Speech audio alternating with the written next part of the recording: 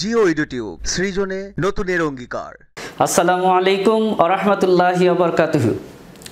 যে যেখান থেকে আমাদের এই ভিডিওটি দেখছো তাদের সবাইকে স্বাগতম জিও এডুটিউবে। সুপ্রিয় শিক্ষার্থী বন্ধুরা, আমি তোমাদের সামনে একটি ধারাবাহিক পর্ব চালাচ্ছিলাম। আজকে আবার তোমাদের সামনে নিয়ে আসছি, সেটা হলো এসো বদলে যাই পর্ব 5।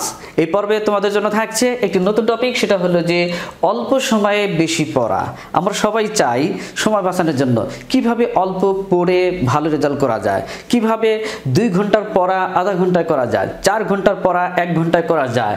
এই কৌশল, এই টেকনিক আমরা সবাই চাই, বিশেষ করে স্টুডেন্ট লাইফে শিক্ষার্থীদের জন্য এটা খুবই প্রয়োজন।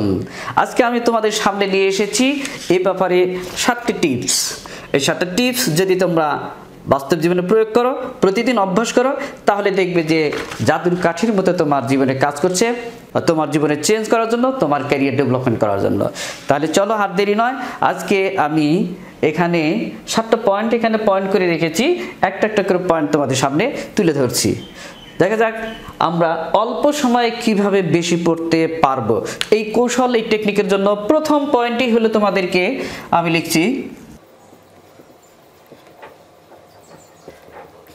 1 নম্বর পয়েন্ট, পাখির পলকে পড়া। আমি শব্দটা একটু সাহিত্যিক ভাষায় লিখলাম যে পাখির পলকে পড়া। এটা একটা বাগধারাও। পাখির পলকে পড়া মানে হলো এক নজরে পড়া। ইংরেজিতে এই ধরনের একটা বাগধারা আছে, এক নজরে পড়ে ফেলা। সেটা অর্থ কি, যে তুমি যখন পড়ার টেবিলে বসবে, যখন তুমি খুব মনোযোগী, তোমার পড়া টেবিলে মন বসে গেছে। পড়া টেবিলে মন বসানোর জন্য আমার আরেকটা ভিডিও আছে মোটিভেশনাল, পর্ব 4-এ তোমরা দেখে নিও আগে, যদি সেটা দেখে না থেকে থাকো। তাহলে এখানে আমরা আলোচনা করছি যে পাখির পলকে পড়া, অর্থাৎ পড়ার সময় তোমাকে যে বিষয়টা পড়বে, সেটা বিজ্ঞান হোক, গণিত হোক, অথবা বাংলা হোক, সমাজ হোক, ইংরেজি হোক, যে কোনো বিষয় হোক না কেন, তুমি একটা চ্যাপ্টার পড়বে, সেটা আধা পৃষ্ঠা হোক, 1 পৃষ্ঠা হোক, 2 পৃষ্ঠা হোক, 5 পৃষ্ঠা হোক, অথবা আরো বড় হোক, 10 পৃষ্ঠা হোক, একটা পরিকল্পনা থাকতে হবে। তো তোমার ওই পড়াটা তুমি পড়বে, পড়ার সময় কি করতে হবে, তুমি মনে করো যে 2 পৃষ্ঠা পড়া আজকে পড়বে, যে এই 2 পৃষ্ঠা কি, 5 পৃষ্ঠা কি আছে, সেটা তোমাকে প্রথমে আগে পড়ার জন্য টেকনিক অবলম্বন করতে হবে যে পাখির পলকে পড়া। অর্থাৎ শুরু থেকে শেষ পর্যন্ত ওই 5 পৃষ্ঠায় কি আছে তুমি শুধু দেখে নাও। পাখি কি করে, এদিক এদিক খুব পলক ফেলে ফেলে তাকায়, এদিক তাকায়, এদিক তাকায়, সেদিক তাকায়, নিচে তাকায়, উপরে তাকায়, পাখির পলক। এই পাখির পলকটার অর্থ হলো এক নজরে দেখা যে কি আছে। তুমি প্রথমে দেখলে শিরোনাম আছে, তারপর উপশিরোনাম আছে, ছবি আছে, ম্যাপ আছে, চার্ট আছে, ডায়াগ্রাম আছে, এরকম সব জিনিসগুলো পৃষ্ঠা পৃষ্ঠা কোথায় কি আছে, ক্যাপশন থাকে, ছবির নিচে ক্যাপশন থাকে, এগুলো তুমি দেখে নাও। অর্থাৎ পুরো 5টা পৃষ্ঠায় কি আছে তুমি শুধু দেখো, দেখভাল করো, দেখে নাও। পাখির পলকে একবার দেখে নাও, এখানে কি আছে, এখানে কি আছে, এখানে কি আছে। এই দেখাটা কাজ, এটাই প্রথম কাজ পড়াশোনার জন্য। অল্প সময়ে ভালো পড়াশোনা, 5 পৃষ্ঠা তুমি এক নজরে একটু দেখে নেবে, পড়া দরকার নাই, খালি দেখবে যে কোথায় কি লেখা, ছোট ছোট পয়েন্ট, শিরোনাম, উপনাম, ছবি, ক্যাপশন, ম্যাপ, চার্ট, ডায়াগ্রাম, এই জিনিসগুলো আগে দেখে নাও। 5 পৃষ্ঠা দেখা হয়ে গেল, এটা তোমার একটা প্রথম কৌশল গেল, পাখির পলকে পড়া হয়ে গেল একটা জিনিস 5 পৃষ্ঠা। এটা একটা কৌশল, গুরুত্বপূর্ণ কৌশল। এরপরে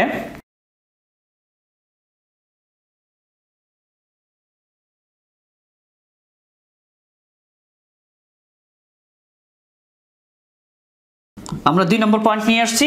প্রিয় শিক্ষার্থীরা, পড়াটুকুতে কল্পিত প্রশ্ন তৈরি করা। এখন তুমি যে পাখির পলকে যে 5 পৃষ্ঠা দেখে নিলে, এখন সেই 5 পৃষ্ঠা পড়ার মধ্যে তুমি কিছু প্রশ্ন তৈরি করো, যেগুলো তোমার পরীক্ষা রিলেটেড, বা যে কোনো ধরনের প্রশ্ন তৈরি করা যায়। প্রশ্ন হতে পারে বড় প্রশ্ন, ছোট প্রশ্ন, ব্যাখ্যামূলক প্রশ্ন, সৃজনশীল প্রশ্ন, নৈর্ব্যক্তিক প্রশ্ন, যাই হোক, একটু প্রশ্ন তৈরি করলে যে এই পড়াগুলোর মধ্যে থেকে ওই যে পাখির পলকে পড়েছে, এগুলোকে একটা কল্পিত প্রশ্ন তৈরি করা, যে এটাতে এই প্রশ্নটা হতে পারে, এটাতে এই প্রশ্ন হতে পারে, বা এই প্রশ্নগুলো হতে পারে। প্রশ্ন তৈরি করা, প্রশ্ন তৈরি করার অর্থ হলো তুমি বুঝে ফেলেছো যে কল্পিত প্রশ্ন তৈরি করা। অর্থাৎ তোমার এই 5 পৃষ্ঠার মধ্যে কি কি প্রশ্ন হতে পারে, সেটা বোর্ডের প্রশ্ন হোক, প্রাতিষ্ঠানিক প্রশ্ন হোক, তোমার পরীক্ষার প্রশ্ন হোক, এরকম একটা প্রশ্ন কল্পিত মানে কাল্পনিক একটা প্রশ্ন কল্প তৈরি করে নেওয়া। ঝটপট একটা প্রশ্ন তৈরি করে না, এটা কিন্তু সহজ কাজ, কোনো কঠিন কাজ না। ওর উপরেই বেস করে তুমি প্রশ্ন তৈরি করো। প্রশ্ন করা যায়, উত্তর করাটা কঠিন, কিন্তু প্রশ্ন করাটা সহজ হয় অনেক সময়। তো সেই প্রশ্নটা তৈরি করে নেবে। তো এখন এই পড়াটুকুতে কল্পিত প্রশ্ন তৈরি করার কাজটাও তুমি করলে। এবারে 3 নম্বর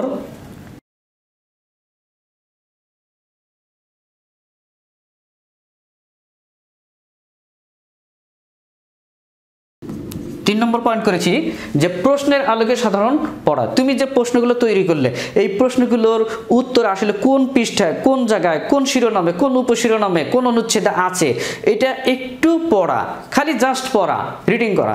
যেমন আমরা নিউজ পেপার পড়ে থাকি, পত্রিকা পড়ে থাকি, জাস্ট একটা পড়া, গল্পের বই পড়ে থাকি, ছোট গল্প পড়ে থাকি, প্রবন্ধ পড়ে থাকি, নিবন্ধ পড়ে থাকি, এগুলো জাস্ট একটা সাধারণ পড়া। ওই প্রশ্নের আলোকে সাধারণ একটা পড়া তুমি পড়বে, একদম সিম্পলি। এটা নিয়ে কোনো কঠিন চিন্তা ভাবনা করার দরকার নাই যে এই প্রশ্নটার এই উত্তরগুলো হতে পারে কিনা, বাস একটা সাধারণ পাঠ পড়ে ফেললে যে এই প্রশ্নের উত্তরটা এখানে আছে, বাস এটা গেল 3 নম্বর পয়েন্টটা গেল। এবার 4 নম্বর হলো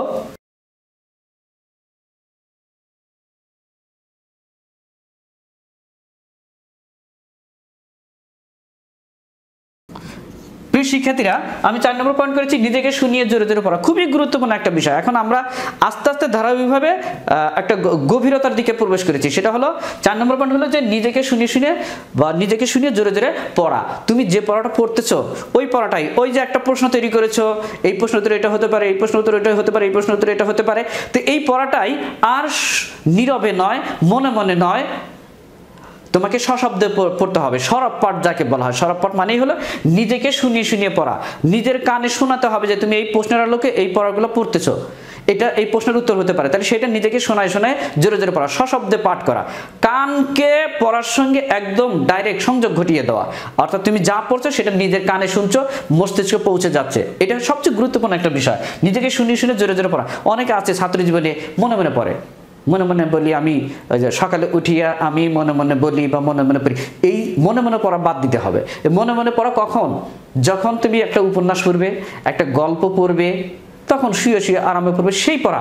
ওই মনে মনে পড়ার ধরনটা আলাদা। এটা স্টুডেন্ট লাইফে পাঠ্য বই পড়া মনে মনে পড়া যাবে না। মনে মনে পড়ার কাজটা আমরা এখানে সেরে ফেলেছি। সেটা হলো কি, যে সাধারণ পড়া। এখানে তুমি মনে মনে পড়তে পারো যে এই প্রশ্ন উত্তরগুলো এটা হতে পারে, সাধারণ পাঠ, নর্মালি পাঠ। কিন্তু এইখানে এসে 4 নম্বর পয়েন্টে তোমাকে জোরে জোরে পড়তে হবে, নিজের কানকে শুনিয়ে জোরে জোরে পড়তে হবে। তোমার কানে যেন অন্য কোনো সাউন্ড, অন্য কোনো শব্দ, অন্য কারো কোনো কথা যেন প্রবেশ করতে না পারে, সেই সুযোগটাই যেন না থাকে। এটা একটা বড় মাধ্যম হলো যে মনোযোগী থাকা, মনোযোগ বাড়ানো, এই জোরে জোরে পড়া, নিজেকে শুনিয়ে শুনিয়ে পড়া, বিশেষ করে স্টুডেন্ট লাইফে। এরপরে আমরা নিজেকে শুনিয়ে শুনে জোরে জোরে পড়লাম, অর্থাৎ তোমরা পড়লে। 5 নম্বর পয়েন্ট হলো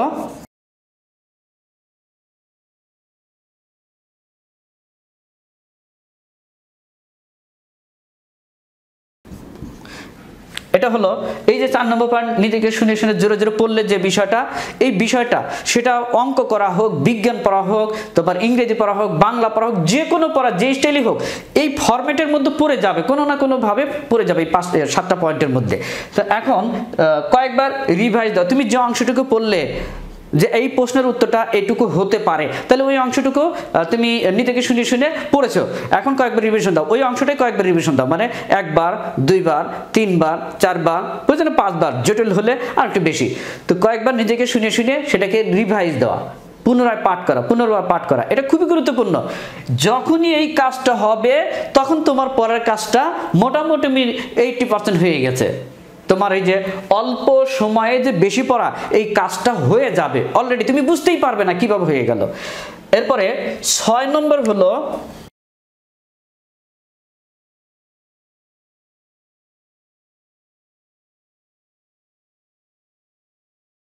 দাগানো। 6 নম্বর পয়েন্ট হলো গুরুত্বপূর্ণ অংশ, দাগানো। আমরা অনেকেই আছি বই দাগাতে চাই না। নতুন বই, বছরের শুরুতে নতুন বই দিয়েছে, অথবা নতুন বই, সারা বছরই নতুন বই চকচক করছে, কাভার লাগানো হয়েছে, চকচক করছে, বইতে পেন্সিলের দাগও দিতে চায় না, কলমের দাগ তো দূরে থাক। এটা বদভ্যাস স্টুডেন্ট লাইফে।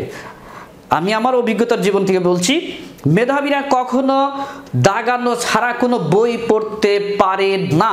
তোমাকে অবশ্যই বই দাগিয়ে দাগিয়ে পড়তে হবে। গুরুত্বপূর্ণ অংশ তোমার পাঠ্য বই, গুরুত্বপূর্ণ অংশ তোমার কালারফুল কলম দিয়ে সুন্দর করে করে করে দাগিয়ে দাগিয়ে পড়তে হবে, অর্থাৎ নোট করতে হবে। বইয়ের মধ্যেও নোট করা যায়, বইয়ের মধ্যেও দাগানো যায়। নৈর্ব্যক্তিক অংশ হোক, কোনো প্যারা হোক, প্যাসেজ হোক, অনুচ্ছেদ হোক, গুরুত্বপূর্ণ অংশ হোক, চুম্বকীয় অংশ হোক, সেটাকে দাগিয়ে একটা নোট রাখা। দাগানো, বই দাগিয়ে দাগিয়ে পড়া।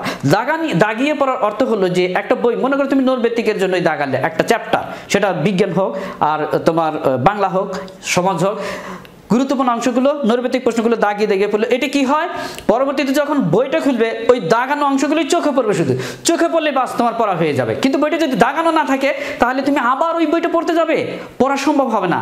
পড়বে তো একবার, গল্পটা একবার পড়লে বাস দাগাও ফেললে। এরপরে যখন ওই গল্পটার দাগানো অংশগুলো চোখ বুলাবে, দেখবে যে খুব অল্প সময় নৈর্ব্যক্তিক প্রস্তুতি তোমার নেওয়া হয়ে যাচ্ছে। দাগিয়ে পড়ার গুরুত্ব হলো এটা। আর একটা জিনিস হলো যে আমরা যে অংশটুকু দাগিয়ে পড়বো, দাগানো বই দাগানো, সেটা গল্প পড়া হোক, উপন্যাস পড়তে গেলে একটা দারুণ উক্তি পাওয়া যায়, ওটা দাগ দাও। তুমি কোনো এক সময় বলতে পারবে যে অমুকের লেখা অমুক উপন্যাসে আমি এই লাইনটা পড়েছিলাম। দাগিয়ে পড়ার কারণে তোমার স্মৃতিতে, মেমোরিতে এটা গ্রথিত হয়ে থাকবে, প্রথিত হয়ে থাকবে, মনে থাকবে। সেজন্য বই পড়াটা দাগিয়ে পড়াটা স্মৃতির সঙ্গে কাজ করে। তুমি যা দাগিয়ে পড়বে, এমনি পড়ার চাইতে দাগিয়ে পড়লে তোমার স্মৃতিতে সেটা গেঁথে থাকবে বেশি। এটা আমার জীবনে দেখেছি। আমি যখন পড়াশোনা করেছি, সেটা যে কোনো পড়া হোক, বা পাঠ্য বই হোক আর পাঠ্য বইয়ের বাইরে হোক, আমার সব পড়াই দাগিয়ে পড়া অভ্যাস। আমি গুরুত্বপূর্ণ অংশগুলো দাগাই কেন? আমার ব্রেনে দাগানো মানে মনে হচ্ছে যেন আমার ব্রেনের স্মৃতিপটে যেন আমি দাগিয়ে রাখছি, এটা কাজে দেয়। সুতরাং তোমরা গুরুত্বপূর্ণ অংশ দাগাবে, বই দাগাবে, বই দাগাতে হবে। বই নষ্ট হয় হোক, বই তো পড়ার জন্যই, দাগানোর জন্যই। যারা দাগায় না তাদের মেমোরি দুর্বল হয়ে যায় দিন দিন। আর যারা বই দাগিয়ে পড়ে তাদের ব্রেনটা, স্মৃতিশক্তিটাও শানিত হয়। সর্বশেষ 7 নম্বর পয়েন্টটা হলো যে